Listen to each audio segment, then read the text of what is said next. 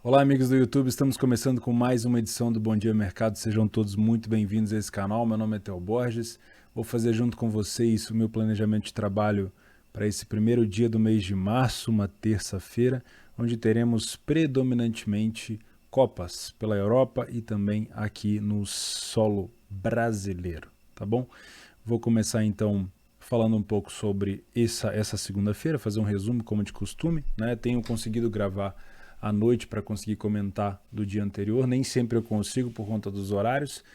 E depois a gente parte para as nossas análises. Beleza?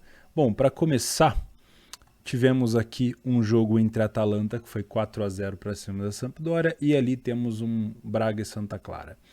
Eu não tive leitura para nada na Atalanta, tá? Eu vim com uma ideia de... Na verdade, eu vim com uma ideia de observação, não achei a odd da Atalanta extremamente baixa, né? A gente sabia da dificuldade da Sampdoria fora de casa, mas também sabia que as últimas partidas da Atalanta em casa não vinha sendo muito boa, mas sempre que o mercado apresenta pra gente uma odd de 1,45 é difícil você chegar e falar, essa odd tá errada, né? Principalmente na Europa, né? E o que aconteceu foi que o mercado acertou. A Atalanta, talvez pela primeira vez esse ano, tenha começado muito bem uma partida dentro de casa. Na minha opinião, como o primeiro gol da Atalanta veio na primeira finalização, fica muito difícil de pegar esse primeiro gol. Teria que ter sido assim, nos meus métodos não teria embasamento para estar dentro, tá? Depois, a Atalanta, do momento que fez o gol, bota aí 15 minutos para frente, foi um massacre assim muito grande em relação a domínio, marcação, pressão, recuperação de segunda bola, principalmente recuperação de segunda bola. Não deixava a Sampdoria respirar, não deixava a Sampdoria pensar numa forma de sair para jogar. Eu sinceramente achei a Sampdoria muito despreparada, emocionalmente muito abalada depois do primeiro gol. E o que a gente teve foi uma Sampdoria sendo engolida logo depois do primeiro gol. Justificava, na minha opinião, uma entrada, talvez, se você tem um método para isso, back a Atalanta depois do primeiro gol, né? Back é o time que está vencendo, ou leia a Sampdoria. Só que no momento que a Atalanta fez o segundo gol, essa intensidade da Atalanta já tinha reduzido. Então também não estava dentro. Teve algumas pessoas lá na plataforma da leitura que pegaram na goleada e acabou realmente entrando. Eu particularmente não tive leitura para isso e foi um jogo que se encaminhou sem nenhum clique, assim como foi Braga e Santa Clara também, um jogo muito difícil, muito laicar, mas com aqueles espaços ali mais difíceis de encaixar, acabei ficando de fora também do mercado de gols. Foi um dia onde eu não dei nenhum clique, né? Antigamente, quando eu comecei a trabalhar, esse tipo de dia não existia, não entrava na minha cabeça um dia onde eu passava sem dar um clique. Para mim era um dia perdido, eu tinha que clicar em alguma coisa, eu inventava, mas eu não saía daqui sem dar um clique. Mas aí a gente vai amadurecendo, percebendo que o método de trabalho ele vai muito em cima de oportunidades, e às vezes a oportunidade não apareceu. E assim seguimos, né? Eu sempre gosto de dizer que nesse 4-0 da Atalanta existia várias oportunidades de trabalho, mas essas oportunidades não eram para mim. E assim a gente segue, né? Cada trader tem a sua metodologia, a sua forma de trabalhar. Eu me preparei, estava aqui no horário do jogo, cumpri minha cartilha, assisti o jogo fielmente, mas não tive leitura para fazer nada e a gente segue, tá bom? Eu tinha deixado aqui uma grande probabilidade para esse jogo do Kazim Passa e Fenerbahçe, de um ambas marque de um over 1,5. Aparentemente foi bom, mas eu não sei se deu leitura para isso, né? Eu sempre comento com vocês para confirmar ao vivo, né? Eu não gosto de deixar esses tipos de entrada aqui como se fosse um palpite, tá? E para essa terça-feira eu não encontrei nada de valor relacionado à estatística, tá bom? Por isso que eu não vou comentar sobre isso. Beleza? O que a gente tem hoje? Antes da gente mudar o assunto, né? Já passar para o próximo bloco e falar do dia de amanhã, deixa eu lembrar vocês dessa supercotação do Fluminense. Bem rápido, tá?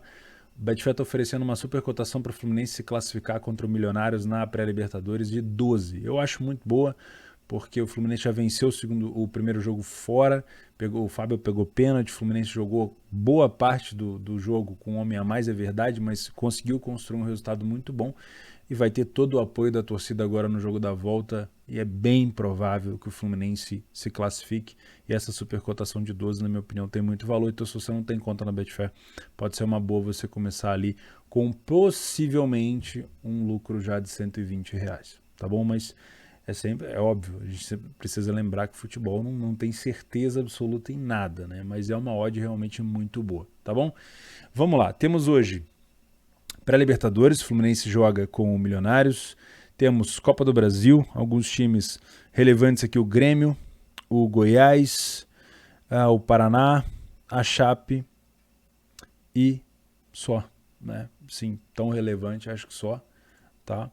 Na Copa Itália, a primeira semifinal entre Milan e Inter, lembrando que a Copa Itália, nesse estilo de jogo aqui, já na semifinal, é ida e volta, já vamos falar sobre ela, sobre o histórico.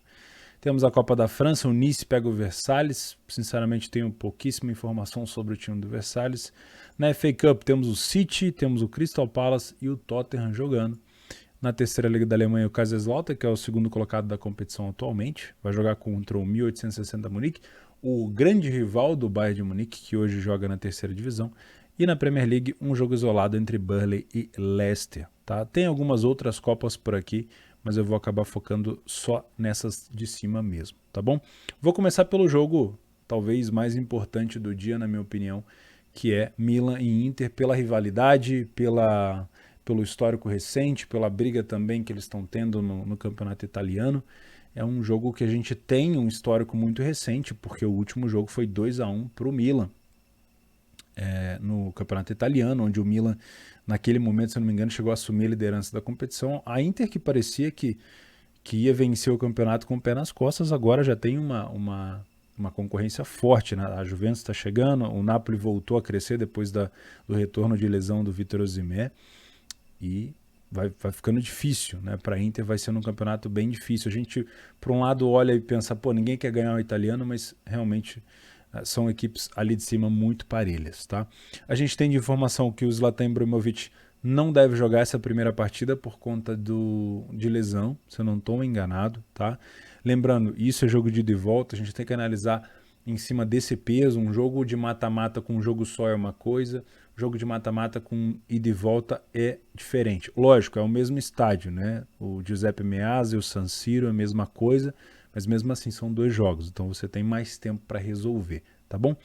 Esse derby era um nome engraçado, acho que é Derby della Madonnina, se eu não me engano, que eles costumam chamar na Itália. A gente tem nos últimos jogos entre eles um 2-1 do Milan, um 2-1 da Inter, um 3-0 da Inter, 1-1 e um 2-1, ou seja, muito disputado, está muito bem colocado, na minha opinião, essas cotações.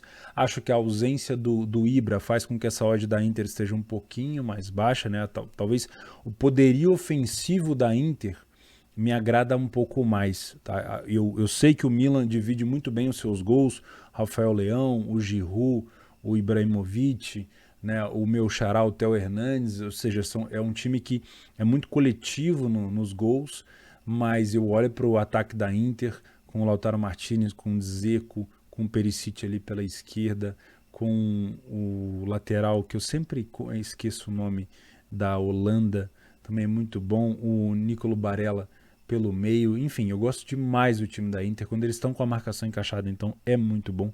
Então eu consigo entender o motivo dessa Inter estar um pouco mais baixa. Lembrando, são dois jogos, beleza? O que eu venho para fazer nesse jogo? Inicialmente eu venho para trabalhar o match odds, tá? Possíveis correções de preço, ler por equipe em campo. Posso marcar qualquer um aqui, daria na mesma questão, tá? Porque por essas odds aqui a gente precisa de um susto do mercado para que ele comece a corrigir de maneira muito grande, mas não necessariamente você precisa de uma correção muito grande para trabalhar. Você pode ter um time tendo um domínio já esperado, por exemplo a Inter, e o Milan corrigindo de maneira um pouco mais lenta, tá?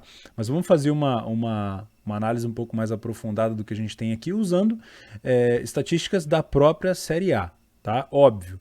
Aqui a gente vai considerar estatísticas do Milan em casa, e você pensa, pô, mas a Inter também joga nesse estádio. Então você já tem que relevar. O que eu estou muito mais interessado, obviamente, são nos critérios aqui que costumam decidir um jogo truncado e um clássico, um derby como esse, que são as bolas paradas e os contra-ataques. Tá? São dois times que levam muito a sério esse fundamento. O Milan tem 8 gols marcados até aqui, só que a Inter tem 12, né? E a gente consegue ver que a defesa do Milan já é um pouco mais fraca relacionada a esse fundamento do que a da Inter. A Inter tomou só 3 gols, o Milan tomou o dobro. E são dois times muito bons nas características de contra-ataque. Ou seja, se eu tenho um time abrindo o placar, que pode ser, por exemplo, a abertura de placar com bola aérea, a gente já viu aqui que são dois bons times, a gente pode ter uma incidência de contra-ataque muito grande, tá bom? Só que a gente tem que olhar também que são dois times que defendem bem essa transição defensiva, né? Que fazem um recuo para poder marcar essa jogada de contra-ataque de maneira um pouco mais inteligente, por isso tomam menos gols, tá bom?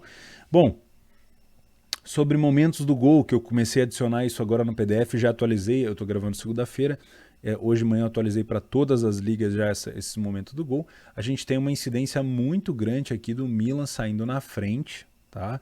Mas, se a gente olhar a estatística somente da Copa Itália, nos últimos 3 jogos, se eu não me engano, a Inter abriu o placar com 15 minutos de jogo, né? Até os 15. Então, a gente pode ter um início de jogo ali bem movimentado, tá? Eu vou ficar de olho nisso, por isso ficar bastante de olho também na questão do match odds, tá? O Milan tem sofrido gol nos finais dos jogos, a gente teve agora a Udinese empatando o jogo no finalzinho, né? O Milan reclamou bastante de toque de mão e tal. O Milan é um time que, além de sair bastante na frente, também costuma tomar alguns gols ali no início já do primeiro tempo também, e a gente tem uma incidência de gol sofrido também da Inter aqui por volta dos 11 até os 30. Curioso, fora de casa. Mas lembrando, isso aqui são estatísticas, dentro e fora a gente está falando de Copa e a gente está falando de primeiro jogo. Saiba dosar no seu peso, se você é Panther, se você vai fazer algum tipo de entrada para deixar correr. Eu vou trabalhar no ao vivo, né? Mas se você for fazer alguma entrada para deixar correr, saiba dosar esse peso de um jogo de mata-mata e um jogo ida e volta de mata-mata, tá bom? Os jogadores mais importantes aqui, o Ibrahimovic é possível que esteja fora, o Rafael Leão deve ser, junto com o Giroud, as opções no ataque. O Lautaro Martinez, o Dzeko e o Çalhanoğlu são os principais jogadores da Inter. Detalhe para o Dzeko, que tem marcado muito no segundo tempo, principalmente quando a Inter está precisando de um gol. É um cara que tem conseguido marcar muitos gols no segundo tempo para buscar esse tipo de recuperação, tá bom? Então eu vou só marcar aqui nesse jogo as bolas paradas para não deixar fugir. Não vou vir para trabalhar com uma ideia de trabalhar gols aqui, porque como é primeiro jogo, é sempre muito mais difícil. Eu vou puxar com vocês, aqui a gente tem um histórico dos últimos campeões da Copa Itália, tá? A Inter é super campeã da Itália, porque ela foi campeã do campeonato italiano no passado e venceu a Juventus na Supercopa, tá? A Juventus que foi aqui a atual campeã da Copa Itália. O último título do Milan foi em 2002, temporada 2002-2003, e o último título da Inter foi na temporada 2010-2011, tá? Então faz um tempinho, principalmente para o Milan. Vamos dar uma olhada como é que costuma ser os jogos de semifinal nos últimos anos, tá? Temporada 2016-2017.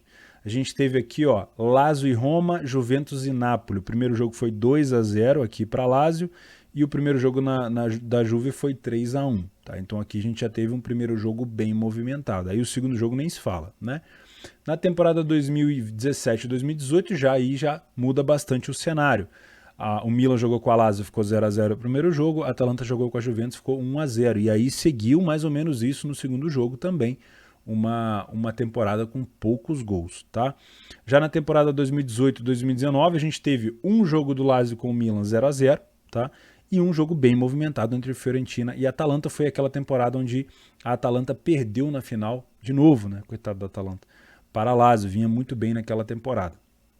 Já na temporada 2019-2020, mais uma vez uma semifinal, um jogo de ida fraco, com poucos gols, Milan e Juventus 1-1, e aqui a gente teve Inter e Napoli, o Napoli vencendo o primeiro jogo nessa temporada, o Napoli foi campeão para cima da Juventus. E na última temporada, 2020 e 2021, onde a Juventus ganhou de novo da Atalanta, a gente também teve uma semifinal um pouco mais contida, né? Tirando Inter e Juventus, que foi 2-1, Napoli e Atalanta ficou 0-0. Aí na volta acabou sendo um jogo com mais gols nesse jogo entre a Atalanta e Napoli e com menos gols entre Juventus e Inter.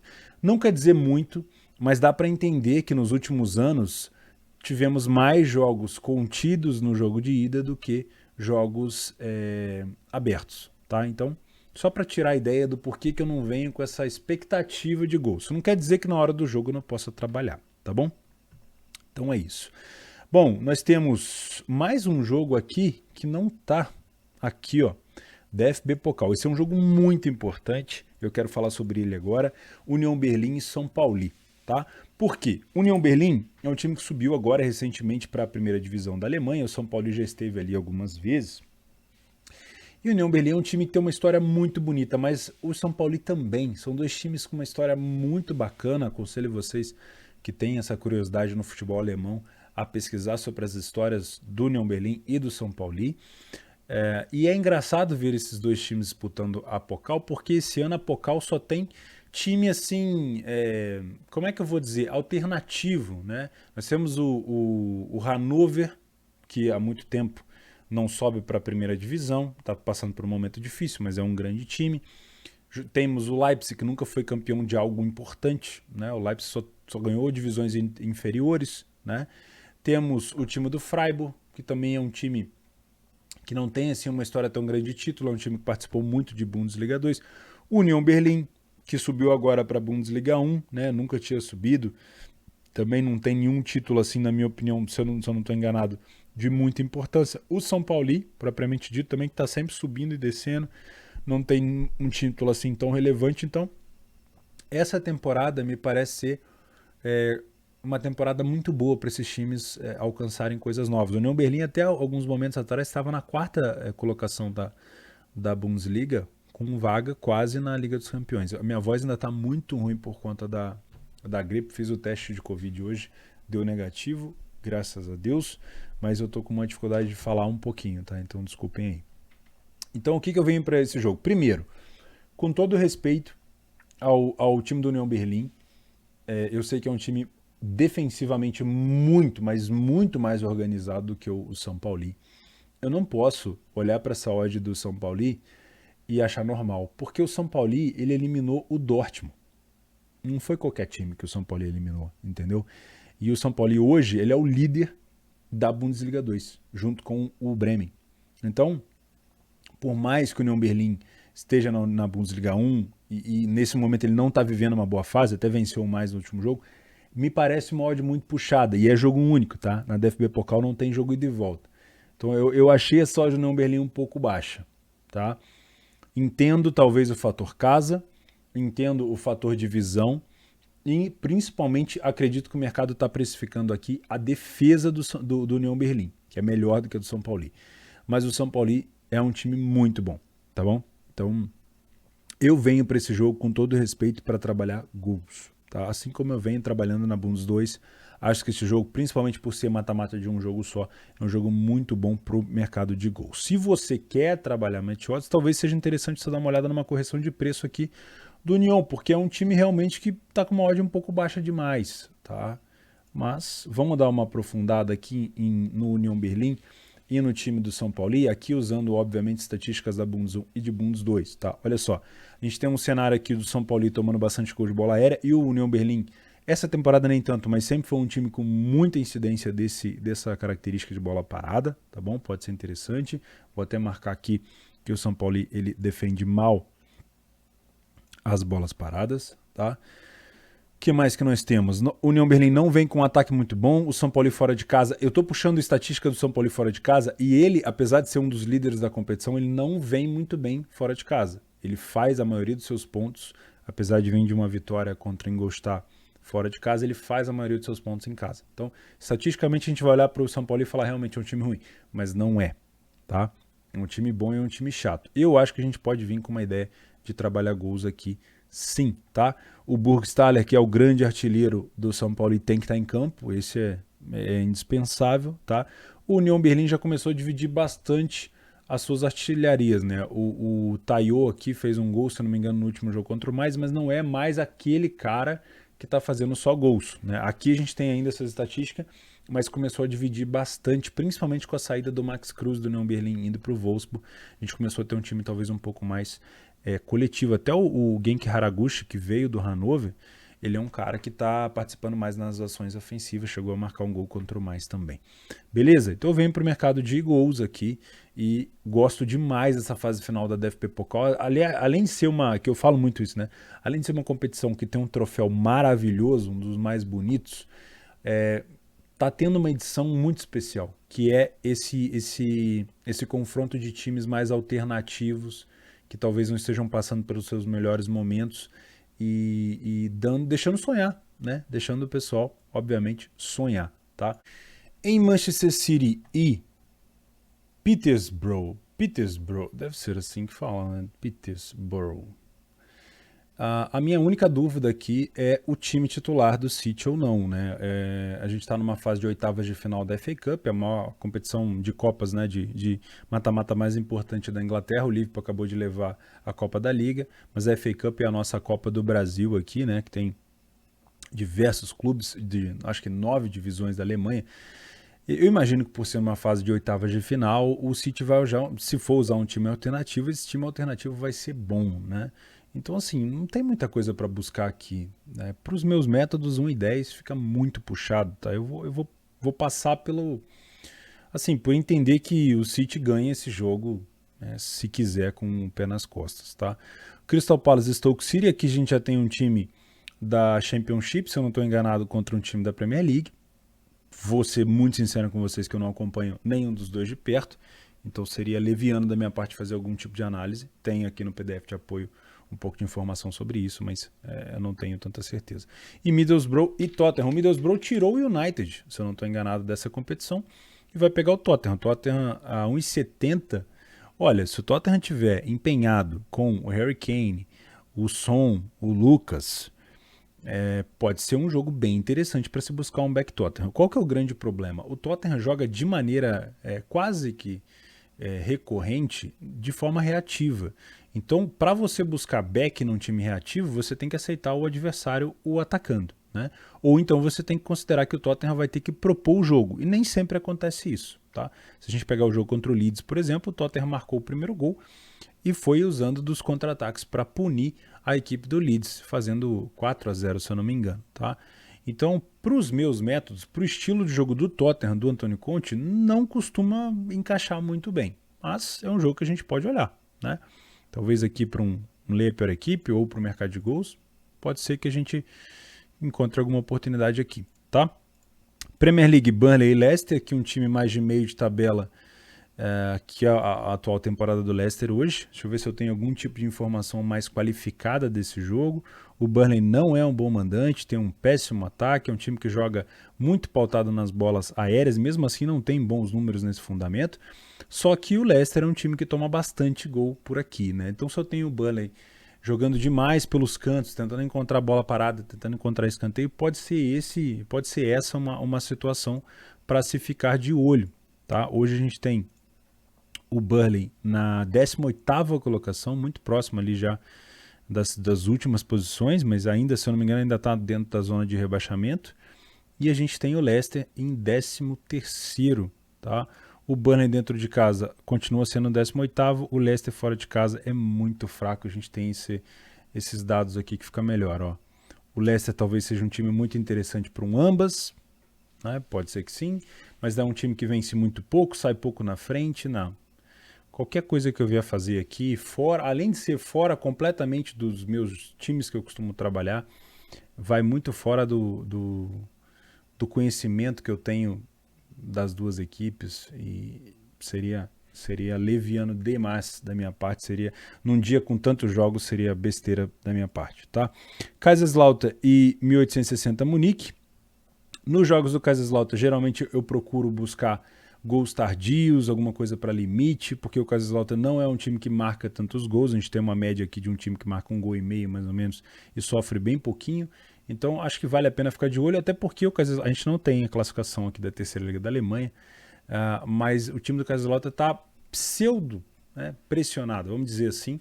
Ele é um time que está na segunda colocação, o Magdeburg já praticamente subiu para a Bundes 2, mas ainda tem alguns chips na cola do Kaiserslautern, então é um time que vem para tentar talvez empatar fora de casa, né? Acho que buscar gols aqui seria um cenário muito ousado, então Se eu for fazer alguma coisa, vai ser olhando o jogo e buscando no máximo um gol por aqui. Tá? Copa da França já falei, não tem informação sobre o Versalhes. Aqui a gente tem o Fluminense contra o Milionários às 9h30 da noite. Aquele horário prime que quase sempre eu já estou dormindo, mas não custa, né? Olha, pela necessidade do Milionários, porque agora não tem mais como você ficar recuado, né? Então você vai ter provavelmente o Milionários vindo para cima.